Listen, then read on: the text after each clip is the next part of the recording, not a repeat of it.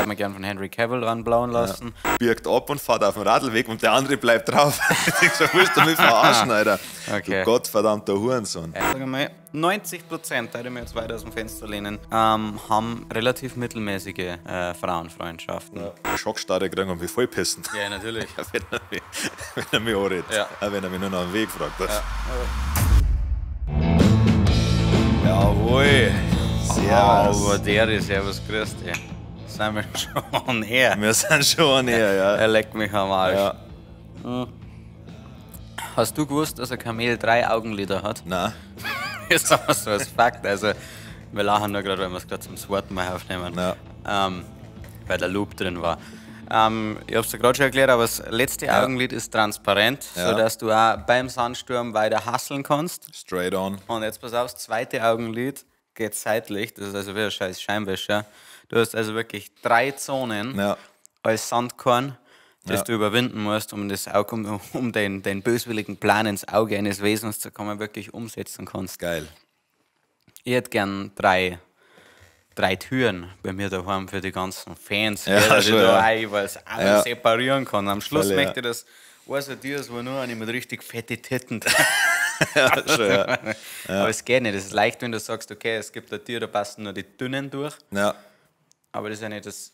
Am liebsten Ja, doch, hätte dann ich eine müsstest Tür. du dahinter so ein Gitter haben, wo die dünnen durchfallen. Ja, das ist geil, ja. Ja. Das ist perfekt. Weil ich mir gedacht, ich hätte gern was, wo nur die Fetten durchpassen, Ja. wo wirklich schon so eine kleine Form ist, Ja. wo du sagst, die gehen Ja. sehr voluminös, da geht jetzt durch zum Alter und machen richtig, richtig glücklich am Bett. Und er enttäuscht mich sehr am Bett.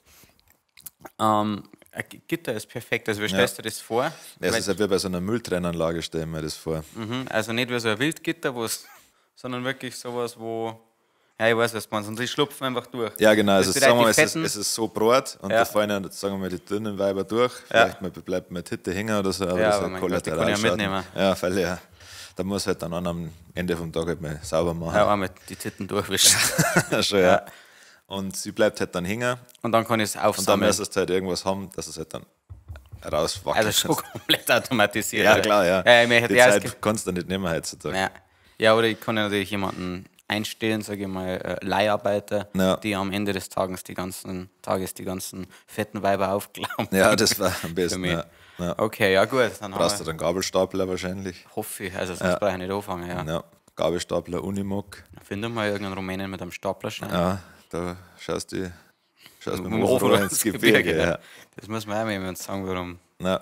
man das sagt. Denkst du eigentlich, der Begriff, jetzt ist Polen offen, ist aus dem Zweiten Weltkrieg? Weißt das du besser? Nein, das so. ist eine Frage. Ich habe es mal jetzt so hergeleitet. Ich schätze schon, ja. Ja. Also es gibt ja einige Sachen, die meine Oma nach wie vor sagt, die aber scheinbar keiner außer mir kennt. Das Okay. Ich möchte das nicht wieder. Meine Oma sagt nach wie vor, hat einer mal keinen Neger gehabt. Achso, ja, doch, das kenne ich Das schon. kennst du schon, ja. Also das sind so ein paar Sachen, die man aktuell, glaube ich, nicht mehr Ja. sagen darf. Wenn dir jemand um was bittet, was er eigentlich ganz leicht selber machen kann. Ja, So richtig, in genau. dem, Also Ja. wünschst du dir die Zeit auch zurück. Das Sklaverei, meine ich. Ja. Aber ich möchte auch nicht, dass die Schwarzen da ausschließlich involviert sind, sondern ich möchte einfach nur die Möglichkeit haben, irgendeinen Menschen zu einem fairen Lohn. Ja. Aber gut, ganz ehrlich, dann kann ich einen neuen Supermarkt eröffnen, weil, weil ja. anders ist das ja Nein. nicht. Moderne Sklaverei. Ja, ist Das wirklich ist nur ein so. Konstrukt, dass die Leute denken, dass du frei bist, aber du musst ja trotzdem immer arbeiten gehen fürs Geld. Mir ist gerade eine Idee gekommen oder eine Frage gekommen, aber die ist eigentlich ein eigenes Thema. Ja. Die kalten wir uns fürs nächste Mal auf. Mach da schon mal Gedanken drüber. Und zwar wollte ich dich eigentlich gerade fragen, ob du dir vorstellen kannst, mit einer Frau zusammen zu sein, die bei OnlyFans war oder ist. Aber du musst jetzt antworten nicht, sondern das ist wirklich ein längeres Thema, glaube ich. Wochenrückblick, was ist alles passiert? Wir haben uns dafür auf unsere Tour vorbereitet, das ist passiert, haben nochmal ein paar Stellschrauben justiert, verfeinert das Ganze. Ja. Ja, das ist wie wenn es halt, also ich darf unser Tourprogramm so beschreiben, du hast halt einen riesigen Topf Chili und das ist schon echt gut und die meisten Leute schmeckt es. Ein paar sagen natürlich, ich bin ein kompletter Volldepp. Ja, ich mag kein scheiß Ich Chili. mag kein Chili, dann sage ich, verpiss dich aus meinem Restaurant. Ja. Aber jetzt ist halt noch so eine kleine Prise Salz. Kardamom. Kardamom, ja, oder Muskat. Nein, Ja, Muskat. Ja. Kein Chili ohne Muskat. Ja. Ich glaube, dass das, was wir jetzt verändert haben, Ja. das Zartbitterstickel ist, das Ja, du stimmt, empfohlen hast. Ja. Zartbitter-Schokoladenstück, muss ich natürlich dazu sagen. Jetzt müssen wir mal wieder das, was du da, was ich das Cowboy-Chili mal gemacht habe? Ich glaube nicht. Nicht, okay. Was ist nochmal Cowboy-Chili? Das Cowboy-Chili ist das Original-Chili ohne Hackfleisch, sondern halt mit Gulaschfleisch und andere Fleischfetzen. Nein, war ich leider nicht da. Nein, kommt sehr viel Bier rein. Das mag ich gerne. Ja. Wir sollten allgemein mal wieder einführen, dass am Freitag gekocht wird. Irgendwie. Ja. Also, dass halt nur wir zwei kochen, was schmecken. Da bauen wir jetzt in deinen Raum, sagen wir, wir haben so viel zum Tor, wir müssen recorden. Stimmt, und dann eine richtig schöne Küche. Ja, oder wir sparen den Raum, wir können den Raum und dann kommt das Fitnessstudio einfach runter. Und dann haben wir hier richtig fette Küche. Gesundheit. Gesundheit. Mein Gott. Alles von dem ganzen Schimmel im Keller. Wahrscheinlich. Nein, wir haben uns tatsächlich wirklich Gedanken gemacht einmal zu unserem Programm. Also zum Programm an sich nicht. Aber wir können noch perfekter werden. Und dann haben wir festgestellt, scheiß drauf, das ist gar nicht möglich. Und haben einfach Bier gesoffen. Was euch natürlich noch interessieren wird, was auch in der letzten Woche passiert ist, ich bin jetzt in meiner ersten Woche, in der ich mich wieder gesund ernähre, mit Kalorien-Tracking und dem Ganzen. Und es macht gar keinen Spaß, muss ich sagen. Aber es geht. Ich kann echt viel essen. Kid Rap, ich kann wirklich, also ich darf viel essen, meine ich. Gestern nicht Hunger gehabt. Was ist dein Defizit? 500? Ja, tatsächlich. Ja, 400 eigentlich. 400, okay. 400 ist mein Defizit. Das aber essen, 1,8. Nein, 1,7. 1,7, okay.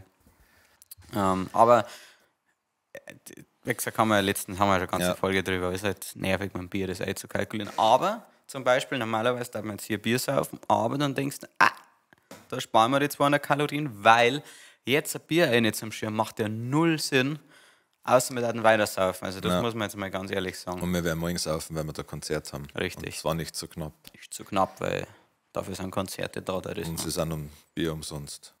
Das ist wirklich das beste Bier. Ja. Wir sollten uns jetzt vorher mal informieren, was es für Bier gibt, damit wir uns darauf einstellen können. Wobei es ja irgendwie spannend ist. Hast du da die Rider angeschaut, die ich geschickt habe, weil wir gerade so nicht zusammenhocken? Nein. Okay. Nein, ist wurscht. Das mit dem Bier habe ich gelesen, das hast du in den Mail nur mit eingeschrieben. Genau, weil wir haben auf unserem Rider, für die Leute, die es nicht wissen, ein Rider das sind unsere Vorgaben oder unsere Wünsche, die wir hätten, wenn wir im Backstage-Bereich kommen an Essen, Getränke, denen man natürlich nicht nachkommen muss, aber war schon nett. War schon nett. Und da ist bei uns immer drin gestanden, regionales bayerisches Bier. Und das war immer scheiße, wenn wir in Österreich gespielt haben, weil dann die extra losgefahren sind und unser bayerisches Bier zum Holen. Und das ist uns natürlich scheißegal, ob es bayerisch oder österreichisch ist. Also.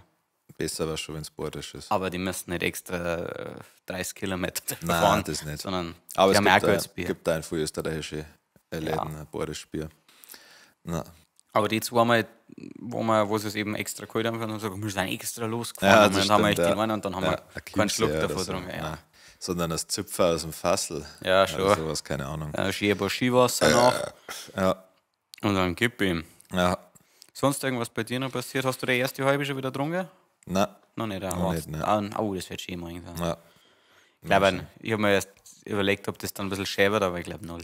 Ein Monat macht da wirklich gar nichts. Das ist wie Radlfahren. Ja, das ist wirklich nur, dass ich Bier auf dem öfters mache. Und auch schon länger. Wann bist du das letzte Mal Radl gefahren? Ich weiß. Mit dem Stefan. Stimmt. Mit Stefan sein Bike. Ja, mit Stefan sein Bike, da bin ich gefahren. Ja. Und der Arsch werde dann noch. Das glaube ich, der hat Sattel, so einen harten Sattel drauf. Ich glaube, im Urlaub bin ich auch mal Radl gefahren. Insgesamt immer, wenn irgendjemand ein E-Bike hat, so magst du mal fahren und dann fahre ich aus Höflichkeit herunter und sage, ja cool. Ich bin noch nie auf einem E-Bike geguckt. Das ist wie ein Motorradl, nur ein Scheiße behindert. Ja, und ohne all dem Coolen. Ja, schon, ja. Was du wahrscheinlich meinst mit Scheiße behindert. Ja. Na, das ist, glaube ich, dass die ganzen Biker so noch viel mehr provozieren, wenn wir die Kunden auf die E-Bikes hätten. Oh ja. Ich glaube auch, dass das richtig ist, aber das kannte ich nicht, glaube ich. E-Bike auf dem Liegerad, Kutten auf dem Liegerad war auch cool, aber das ist nicht gescheit. Ja, Liegerad also sind das eigentlich Menschen mit einer Behinderung, also die nicht gehen können, die Leider nicht. Nee, das sind manche einfach, schon. Okay, ja, dann verstehe ich. Ich glaube, da ist aufgekommen, die Leute, die halt ihre Beine nicht benutzen können. Dann völlig okay, Sinn, bitte macht das so. Aber die anderen Liegeradlfahrer, die tradeln ja trotzdem mit denen nicht Füße und schauen dabei so behindert aus. Und ich verstehe nicht, warum ihr das macht. Also ich möchte echt irgendwas einmal in die Wege leiten, eine Petition. Ja. Und dann trifft man sich einmal in der Woche und haut einfach die ganzen Liegefahrer, trippt man von einem scheiß Radl. Was ist so jeden Tag eine Stunde Ranking? Es gibt ja viele verschiedene Arten von Radlfahrer. Für mich ist das Liegeradl ganz oben. Also ein Lastenrad, den hastigen Lastenräder teile ich nicht zu 100%. Ich glaube, da ist auch weniger das Lastenrad an sich, sondern die Menschen, die es benutzen. Ja. Rennradfahrer ist bei mir auf Platz 2 auf jeden Fall. Ja. Stimmt, Rennradfahrer, weil die Dinge, die Straßen gehören. Ne? Ja. Und dieses kopflose, nicht einmal kopflos, sondern dieses ignorante, zu zweit nebeneinander fahren. Ja. Und dann fahren sie natürlich, dann keulen sie sich wahnsinnig drauf, dass gerade 32 km/h fahren und trödeln und trödeln, schauen dabei aus wie die größten Hurensöhne, drehen sich einmal kurz um. Ja. Und ich denke die ganze Zeit, was machst du jetzt? Also da muss ich mal schauen, dass ich mich zusammenreiße. Ja. Ich kann ja nicht jeden anhupen. Ja.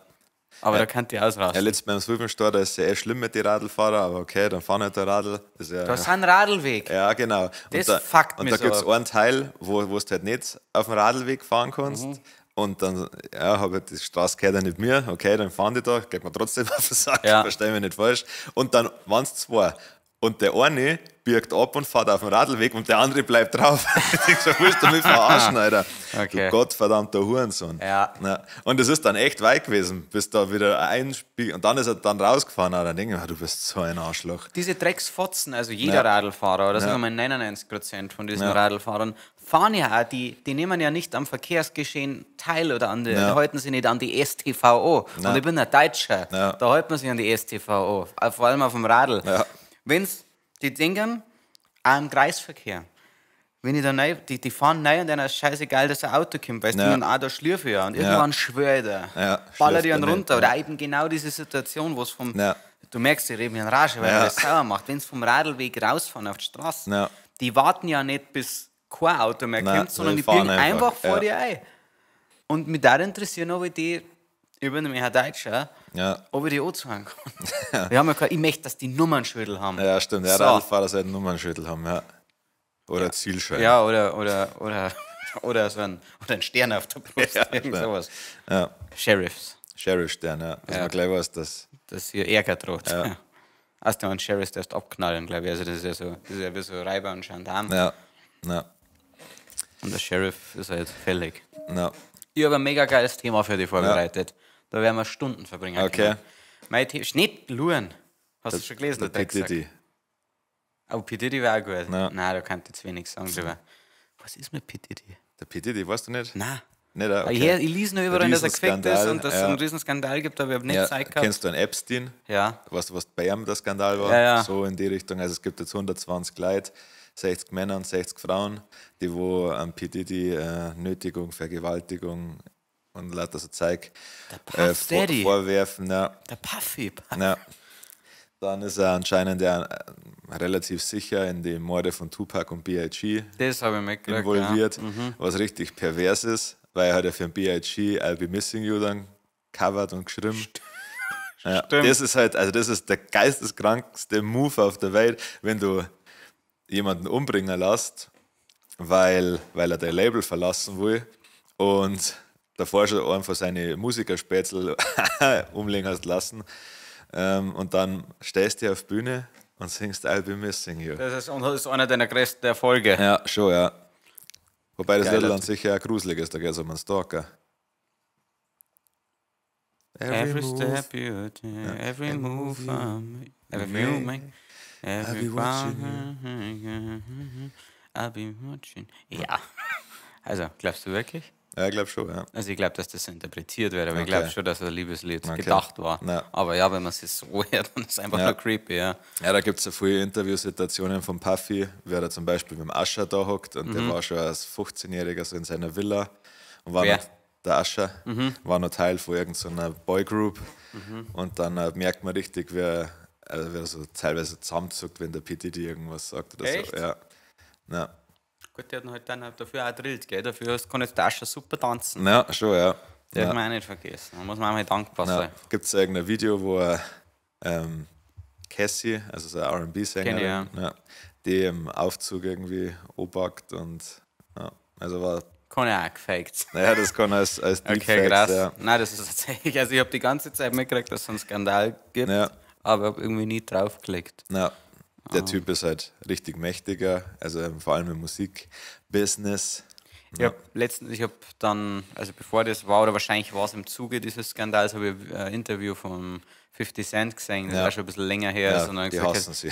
Er hat gesagt, er hat, aber nicht von schon immer, also er hat gesagt, Puff Daddy hat ihn so cool gefunden und 50, und also 50 hasst einen Vor allem ein P. Diddy, Ja. habe ich mitgekriegt. Und er hat gesagt, das ist so ein schwuler Typ. Der ist dann zu mir gekommen und hat gesagt, ob wir mal shoppen gehen. Weil ich sage, ich will nicht mit einem Typ shoppen, ich war kurz davon, der auf Pfotzen hat. Ja. Oder, ja. Aber okay, und daraus ist dann wahrscheinlich die Fehde entstanden. Ja, ich glaube, dass das der 50 super straight ist. Ja. Ich glaube, so Leute wie der P. Diddy, die wo er dann sie alles nehmen, sind sie dann wahrscheinlich gewohnt, wenn jemand zu einer Nein sagt. Ich möchte mit dir shoppen gehen. Und der 50 hat ja doch, glaube ich, schon einen stabilen Background und Ruf. Da überlegst du es da wahrscheinlich schon, ob es dem ans Bein pisst. Ja. Na. Der ist immerhin 4000 Mal geschossen. Ja. Muss man den Film da haben anschauen. Ja, das ist ganz cool. Also schauspielerisch jetzt keine Meisterleistung, aber so wie 8 Mile halt. Hey. Geiler Film, aber. Die Blonde, die tot ist, die spielt richtig gut. Ist die dort? Schon lange, ja. Ja, Schon bestimmt 15 Jahre. Hoffe, Ja, dass genau. Papa Dog gut geht. Na, und angeblich ist jetzt der Jay-Z abtaucht, weil es bei dem noch viel schlimmer ist. Echt? Ja, aber das ist Gerüchteküche, also das ist nichts Fundiertes. Fuck, das war echt ein komplett eigenes Thema, wobei es keinen Sinn macht, weil ich nicht mitrede. Ja, also so ein P. Diddy, wenn es den einmal so siehst, wer das so ist, da traut man einem Schutz zu, aber der Jay-Z hätte es jetzt so nicht so traut. Ich weiß nicht, ob du jemals irgendwas von dem außerhalb von der Aber Musik ist Jay-Z nicht. Nein, ich hab's gerade, glaube ich, an Jay-Z gerade mit Kanye verwechselt. Ja. Ja, gut, der Kanye ist ja ganz Skandal. Nein, das also ist einfach nichts, was aufdeckt werden kann, Nein, weil er postet alles selber. Ja, geiler Typ, ja. Richtig kaputt. Ja. Jay-Z, nein, hätte ich jetzt auch nicht. Ich meine, der hat Ding gemacht, New York Ja. und andere Songs. Numb and Core. Ja. So jemand kann doch gar nicht. Nein. Kann kein schlechter Mensch sein, Das oder? Album mit Mark Kelly. Ja. Wirklich? Ja. Okay, ja, noch passt. Ja. Wenn zusammenkommt, was zusammengehört. Gell? Ja. Nein, das. Ist jetzt eigentlich R. Kelly verurteilt Ja, worden? ja, der hockt im Knast. Wie lange schon? Oh, das weiß ich nicht, aber gibt ab und zu ein paar Videos, wie er im Knast singt. Ja. Okay, das hört sich geil an. Ich glaube, so müssen sie Vögelchen holen. Ja. Aber ich weiß nicht, ob. Gibt hin und wieder Videos, wo der R. Kelly im Knast Ja. Cool. Ja, aber ich weiß nicht, wer. Also, er ist ja nur pädophil und nicht schwul, gell? Nein, er war schon erweibert, ja. Ja, er hat ja immer junge Weiber geholt. Ja. Deswegen weiß ich nicht, wie viel Spaß der im Knast hat oder ob man dann da in so einen. Also die Pedos werden scheinbar im Knast mit am schlimmsten behandelt. Ja. Außer du bist nicht meine Meinung, sondern wenn du euch die härtesten Gefängnisse der Welt anschaust, gibt es scheinbar immer nur bei den Afrikanern die Probleme, dass Pedos okay sind. Okay. Aber ja. Ja, gut, das ist ja dann Ich meine, eigentlich, so das kulturelles nimmt ihr Schwarzen uns nicht auch noch weg. Wir Deutschen sind die Pedos, ja. Ja.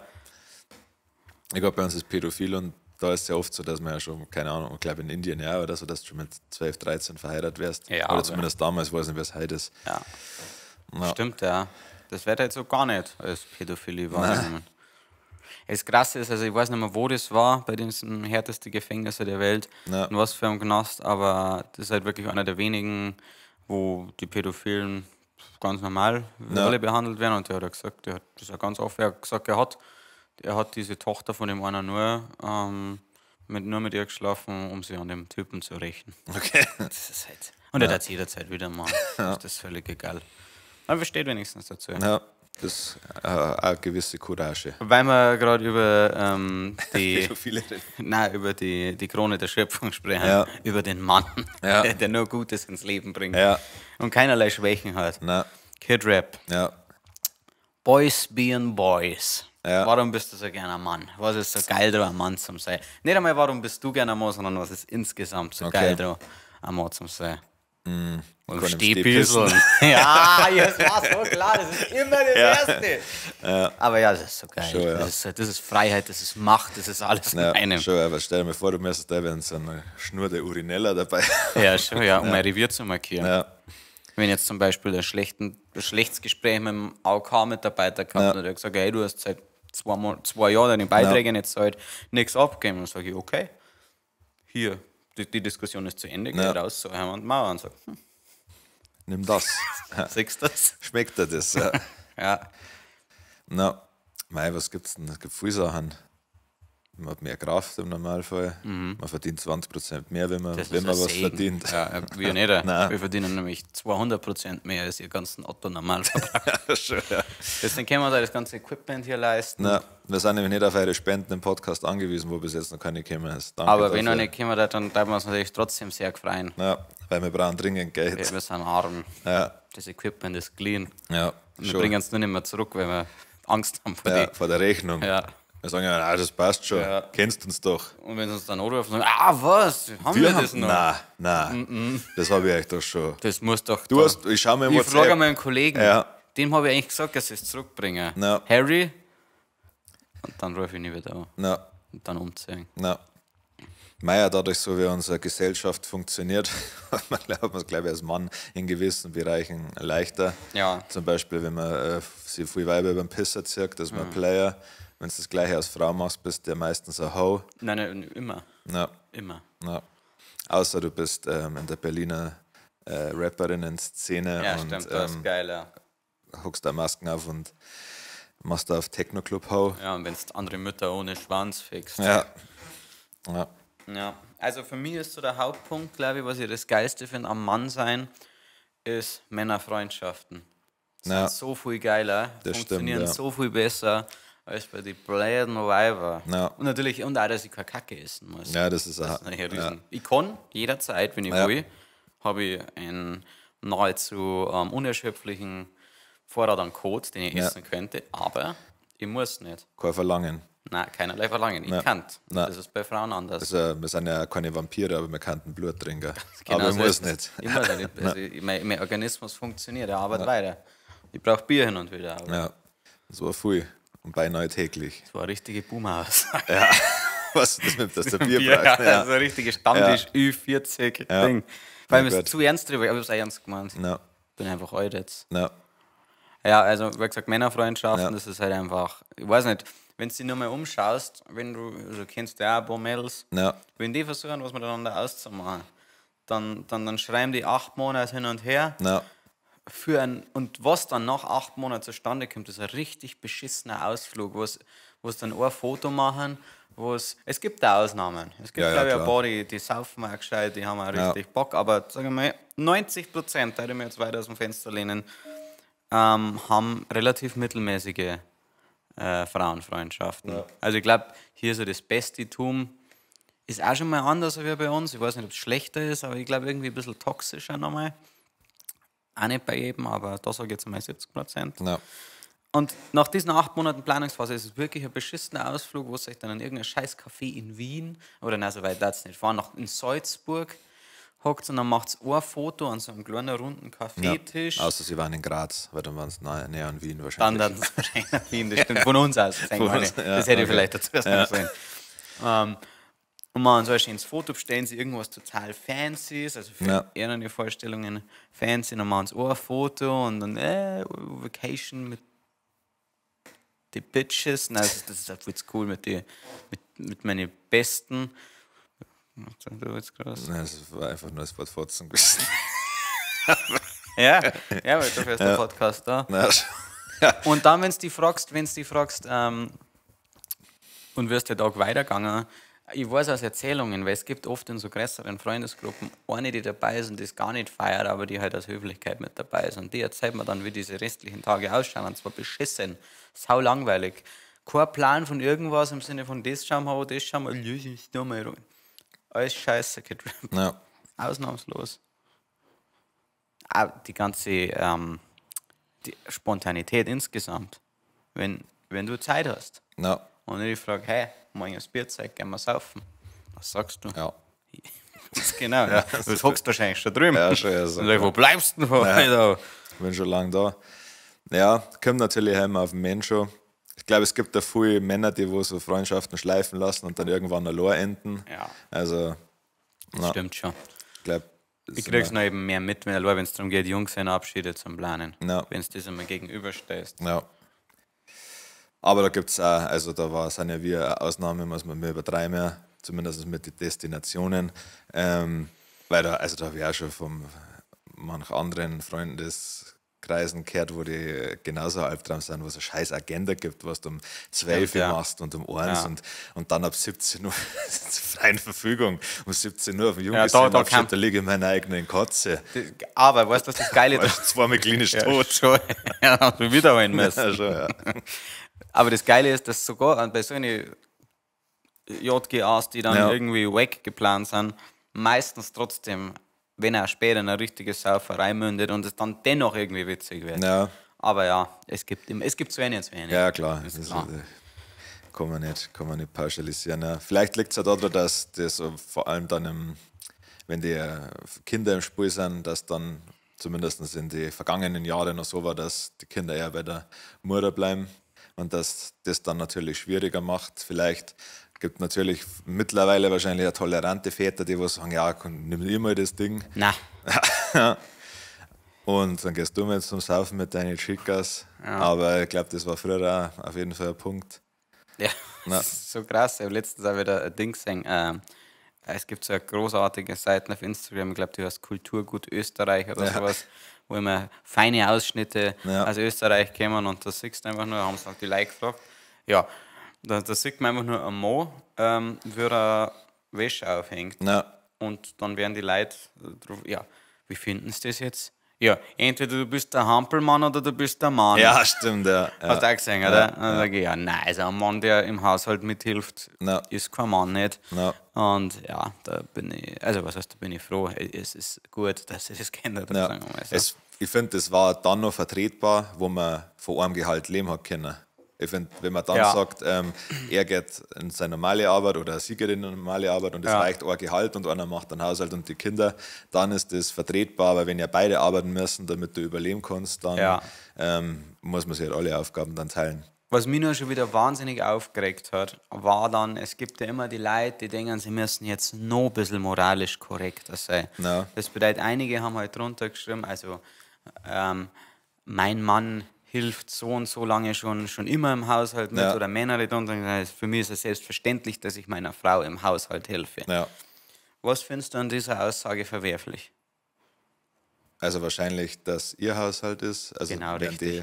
Das allein schon helfen. Helfen impliziert ja, dass es ihr Haushalt ist und dass sie sich darum kümmern muss. Ja.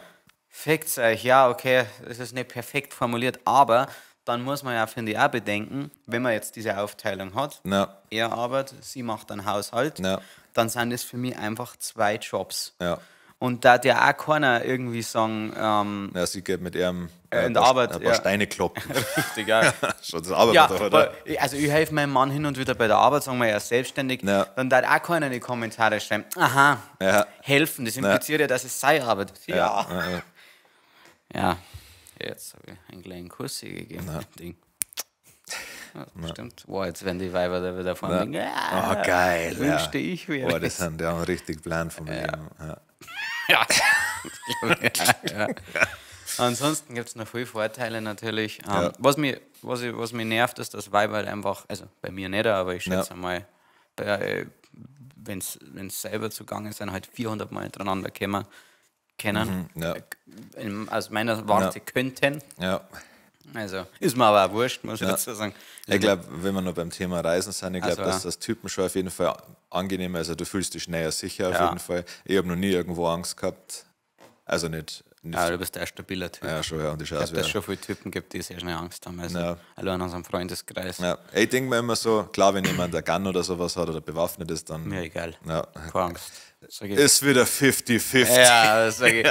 Das ist ein Schuss Spezi. Aber dann kehrst du. Aber ich denke mal, wenn ich jetzt ich gehe so durch New York, durch die Hut und dann siehst du mich, dann denke ich, also ich persönlich, wenn ich mich sehe oder so jemand wie mir ist oder insgesamt einen Typen, der einigermaßen stabil ausschaut, da würde ich mir doch denken, jetzt warte doch, bis ein alter Mensch kommt. Weil die Wahrscheinlichkeit, dass so jemand wie ich dann, klar, ich werde eine Schockstarre kriegen und mich vollpissen. Ja, natürlich. wenn er mich anredet. Wenn er mich nur noch am Weg fragt. Wie so ein Gasbock fällt dann um. Ja, wie diese Fainting Goats, Bis ich mich voll. Als Schutz vor Vergewaltigung. Ja. Das darf bei mir nichts helfen. Nein. Der ist dann hoch. Ja, schon. Why? Ich dachte, das Schutz vor Vergewaltigung, der hat jetzt Ständer gestellt. Und vor allem mit dem Ständer.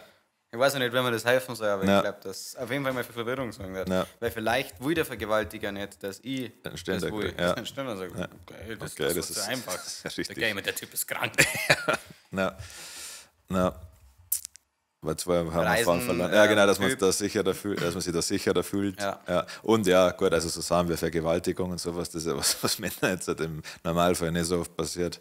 Außer du fällst bei dem Ständer um.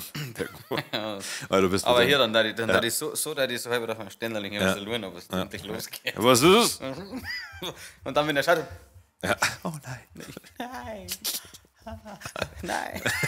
Ja. Es hat irgendwann mal so eine Umfrage gegeben, wo Frauen gefragt sind, vor was sie mehr da Angst hätten, wenn sie im Wald sind und einen Bären treffen oder einen Typen. Und das ist schon, da gibt es hitzige Diskussionen drüber. Ernsthaft? Ja, weil viele Frauen anscheinend Angst haben vor Vergewaltigung. Ich glaube aber, dass viele Menschen, nicht nur Frauen, Bären unterschätzen, möchte ich dazu sagen. Ja, also ein Bär, der fickt dein Leben auf jeden Fall. Wenn er Bock hat. Stell dir mal vor, was ich auf jeden Fall jetzt seit dem letzten Video, das ich gesehen habe, nicht mehr treffen wollen, war ein Seelöwe. Schon, ja. War das im letzten Podcast oder schon, ja. Der, wo einfach Pinguine gibt. Ja. Und wie? Ja. Den möchte ich nicht im Wald treffen. Nein, das ist wahr. Ja, und dann, die waren 50-50, oder wie? Ob es lieber ein Bär oder lieber ein Mo treffen. Es gibt auf jeden Fall Frauen, die sagen einen Bären, aber ich glaube, das Sinn von dem Experiment war, zum zu sagen, dass das überhaupt überlegt wird. Ja.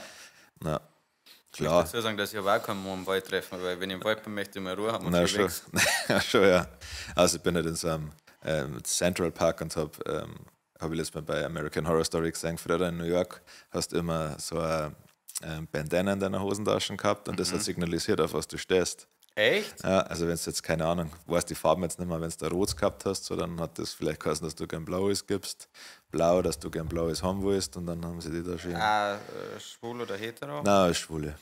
Ach, als Schwule? Als Schwule, ja. War Central Park da schon immer ein Treffpunkt? Oder? Anscheinend, ja. Also in New York, wo es damals... War mir nicht aufgefallen.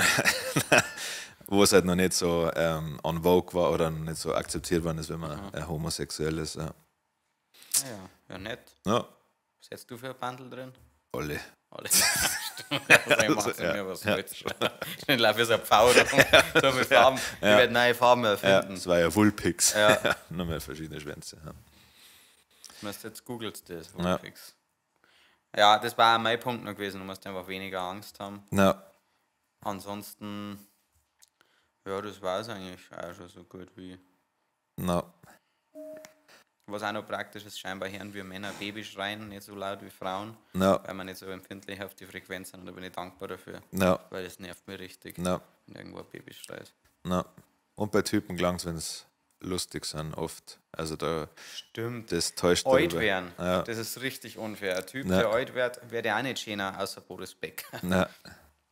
Aber, und vielleicht ein paar andere, aber als Frau, als gut aussehende Frau alt zu werden, ist echt, glaube ich, richtig, richtig hart. Vor allem, wenn du jetzt, sagen wir mal, wenn du viel von dem, was du tust, darauf aufgebaut hat früher, dass du Vorteile hast. Das sind natürlich, muss man auch ganz ehrlich sein, natürlich haben hübsche Frauen oft Vorteile, auch wenn sie es gerne abstreiten, manche. Ich glaube, dass insgesamt hübsche Menschen Vorteile haben. Hübsche Menschen insgesamt schon mal, aber so wird die Welt immer noch teilweise leichter. Weil insgesamt läuft so, dass trotzdem noch mehr Männer in Führungspositionen sind. Da hat es halt dann eine Frau trotzdem irgendwie auch hin und wieder einfacher. Natürlich nicht aufzusteigen, aber im Alltag. Und dann eben alt zu werden, wenn du dich wirklich darauf selber reduzieren hast lassen, auf dein gutes Aussehen, dann und halt dann einfach nur noch ein Schatten deiner selbst bist, dann glaube ich, ist das schon ein kleiner Mann. Sonst was mache ich noch gern?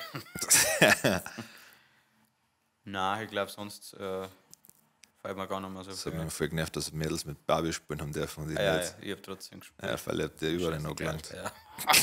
An die Stellen, die man sich doppelt wascht. Das waren zwar die Haare. Ich habe den ganzen Abend gekämmt.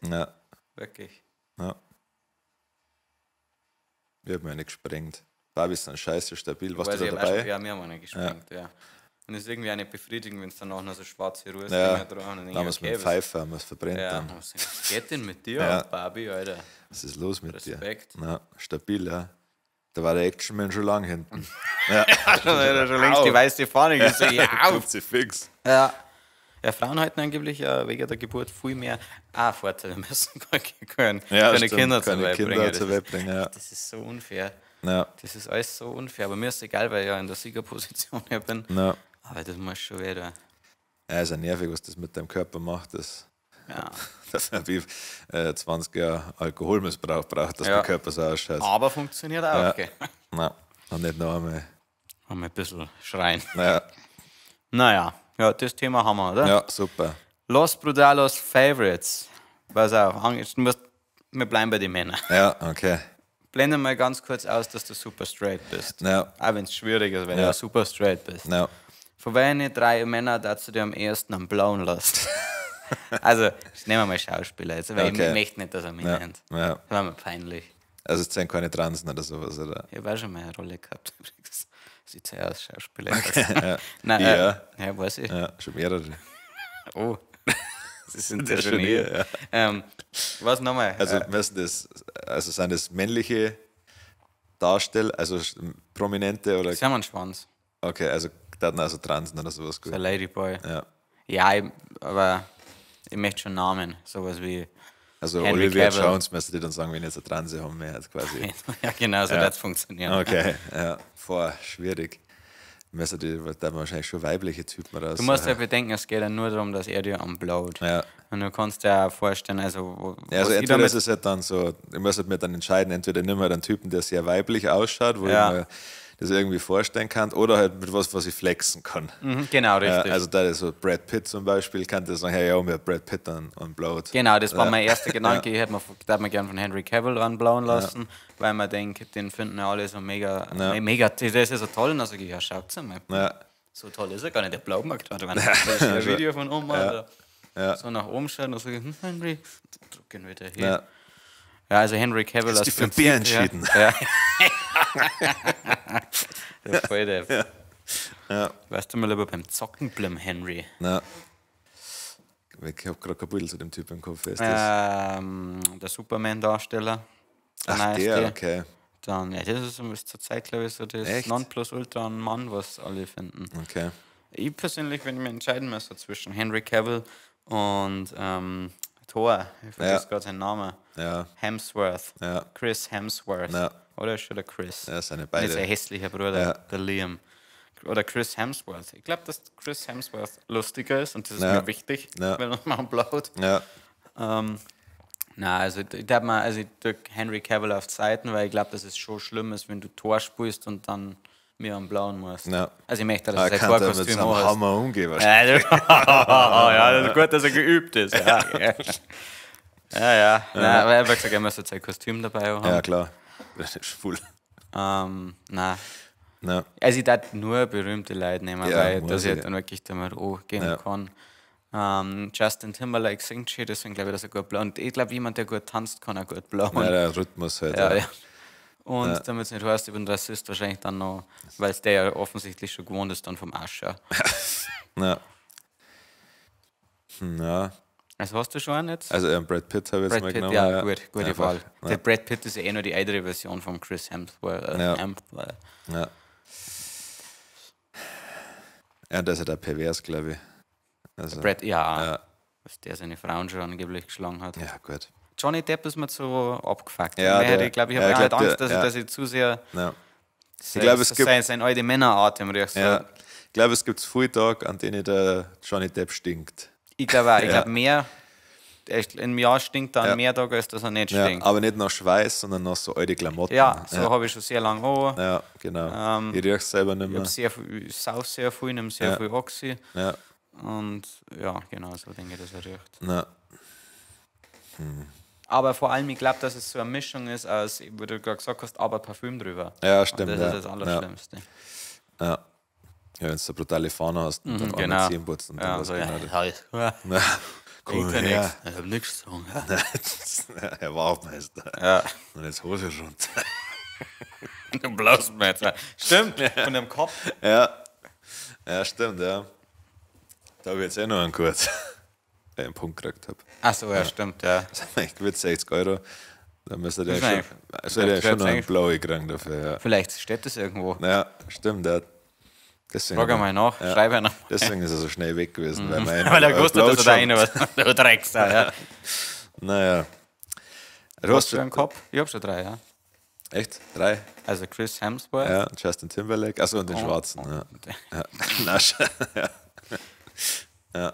Aber schon lieber Ascher als Aiken, ich habe erst überlegt. Aber ja, klar. Ich glaube, der Ascher ist noch viel jünger. Schon, oder? Ja. Ich weiß nicht, wer der Aiken ist. Uralt. Vielleicht aber auch vom Flavor vielleicht. Ja. Puh, ja. Dann nehme ich jetzt, den Brad Pitt habe ich ja schon. Ja. Dann, weil ich mich selber hasse, an Danny DeVito. Oh, geil. Ja, um dich zu bestrafen. Ja, schon, ja. Ja, mir fällt kein dran sein, dass ich sagen kann, der kann das mal leicht machen. Die ein bisschen wie eine Frau. Was schaut sehr weiblich aus. Was hältst du denn von Ding? Von aus der Jenner-Familie. Weil sich der Vater operieren lässt. Ja. Aber ich weiß nicht, ob der noch einen Schwanz hat. Ich auch nicht. Sonst zählt es nicht. Blöd. Ich weiß nicht, wie er heißt. Jenner. Ja, Jenner, ja. Also nicht Kylie, das ist das Model.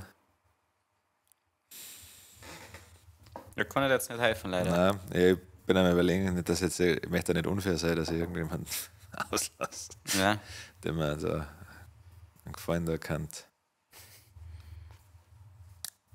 Vielleicht irgendeiner von unseren Fans? Nein. Ich weiß nicht, wo ich ist. Ja, ist so.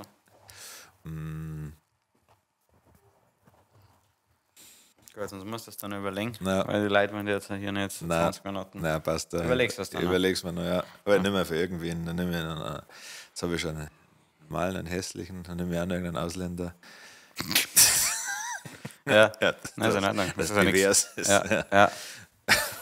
Ich habe dir wieder einen Vorschlag. Oder hast du schon jemanden? Nein, ja. Elias Mbarek. Ja. Der weiß ich nicht. Oder ein Bushido. Nein. Was ist das? Das ist nicht. Nein. Bushido darf man keinen blauen. Nein, der nicht. Nein. Wer geht man auf den Sack? Ist der Mois Ausländer? Also, glaube ich, ein Russ. Nein, Tschetschene ist das. Glaube ich, der ist jetzt auch ein Penner. Der stinkt. Ja, der beißt da sicher. Ja. Nein, ich möchte irgendeinen Ami, dass es nur auf Englisch rumverzeihen kann. Weil dann kennen es die meisten Leute, die ich kenne. P. Diddy? Ja, stimmt, ein P. Diddy, der ist wahrscheinlich verdient. Ja. Aber der macht das sicher viel zu gut. Ja, er hat ja sehr große Lippen, das glaube ich dann angenehm. Stimmt, ja, das haben sie alle. Ja, er hat große Zähne, also der müsste das schon zusammenreißen. Ja. Vielleicht sind es Veneers, die man rausnehmen kann. Das war super. Das war das Beste. Also, PDD, wenn du das siehst und du willst mal lutschen, da die Veneers raus. An alle Menschen, die interessiert an Blowjobs bei uns waren, vielleicht schaut, dass euch irgendwas Herausnehmbares organisiert. Das wäre cool. Genau. 5 Entweder-oder-Fragen. Ja. Halloween oder Fasching? Halloween. Warum? Weil ich ein düsterer Typ bin und das irgendwie cooler finde. Ja. Hättest du gern für immer schreien oder für immer flüstern? Für immer flüstern. Das ist ja blöd auf der Bühne. Ja, das stimmt. Ja. Aber Schreien ist ja da anstrengend, das nervt mir. Ja, irgendwann gewohnst du dich dran. Ja. Scheiße, jetzt habe ich. Jetzt habe ich es verkackt.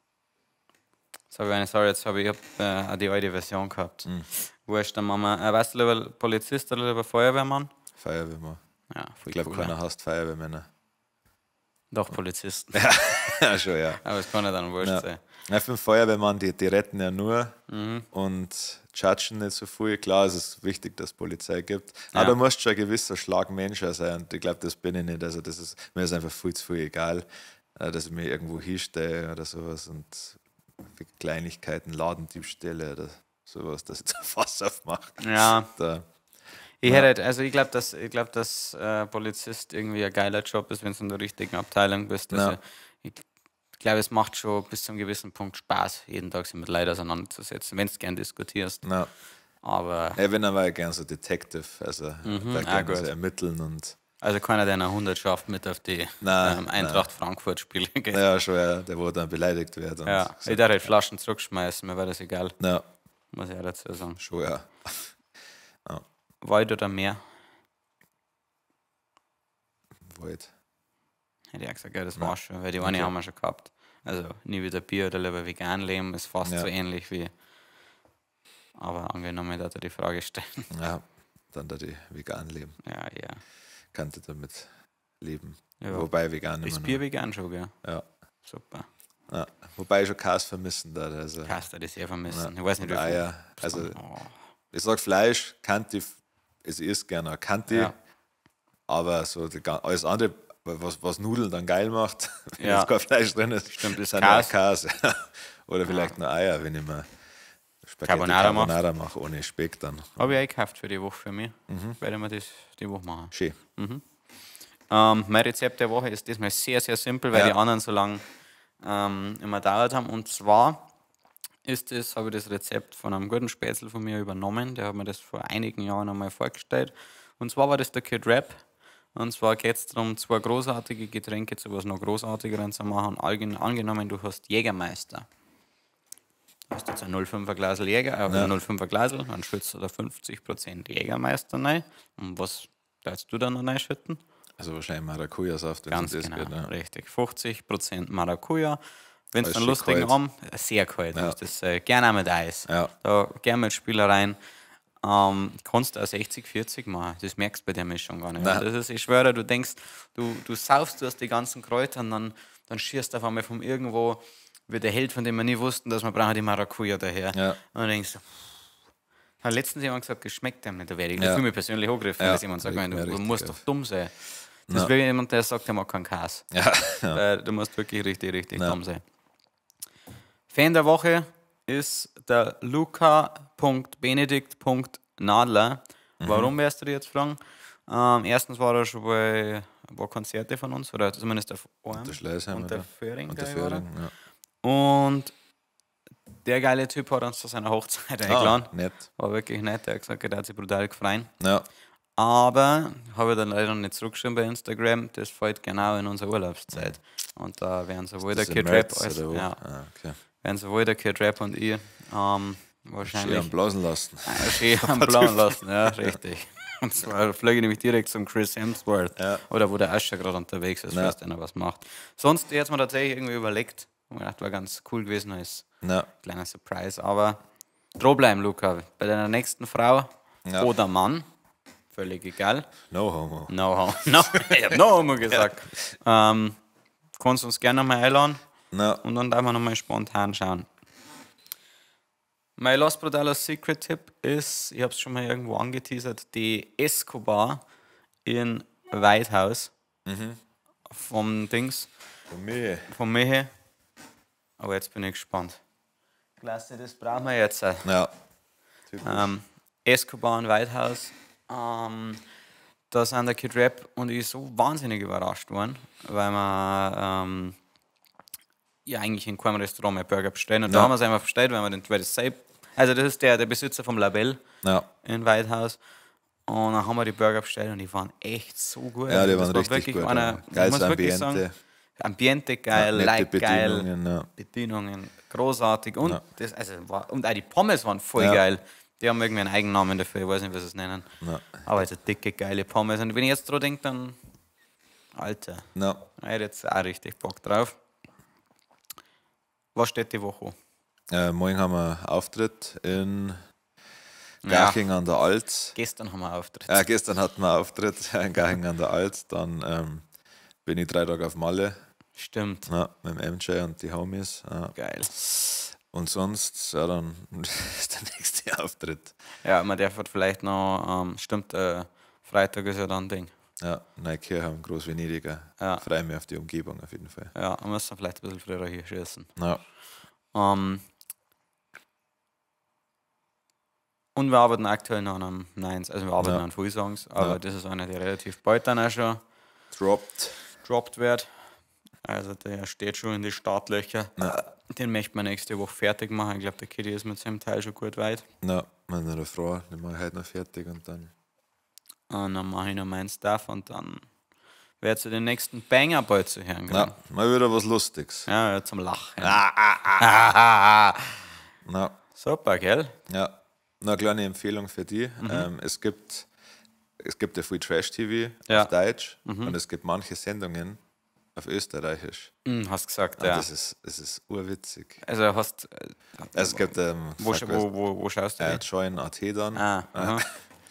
Und da gibt es das Forsthaus Rampensau, eine richtige Müllsendung, also so wie ein Sommerhaus des Stars oder Dschungelcamp oder sowas. Forsthaus Rampensau, das und da sind halt, ich weiß nicht wie viele, 10 Promi-Pärchen, also das müssen nicht unbedingt zusammen sein, aber also als Duo quasi da und leben halt in einem Forsthaus, in so einer Hütte. Aber leben alle 10 zusammen oder immer nur? Schon. Leben alle 10 im gleichen Ding, im gleichen Gebäude. Also ein Großforsthaus. Ja, also sind halt auch mit so 6er-Zimmern und sowas und sind halt viel Gestörte dabei einfach so. Geil. Und das ist halt auf Österreichisch halt so viel witziger, weil die halt früher da im Dialekt reden, das ist so geil, ja. Und die auch noch ein bisschen Asier sind. Ja, schon, ja. Na, sehr unterhaltsam ist okay. Vielleicht haben wir auf sowas reacten, weil ich glaube, dass das gut passen hat. Vor einer war ein Ausschnitt. Wir werden da nächstes Jahr drin sein. Ja, wahrscheinlich, ja. Wie eine ein Kind gekriegt hat, also so ein Rückblick vor einer Geburt und dann die Hebamme, jetzt schmeiß halt raus! Das ist echt dann? Ja, das war aus einer Doku. Ja. Jetzt schmeiß halt raus. Ja, das Kind. Ich hab's schon verstanden, aber ich finde es pietätvoll. Ja. Ja, die brauchen das auch im Saal, glaube ich.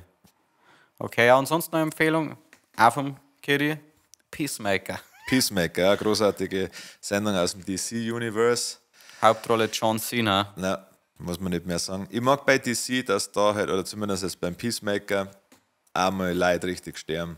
Ja, das ist mal richtig zerfetzt. Ja, gut, beim Punisher, bei Marvel auch.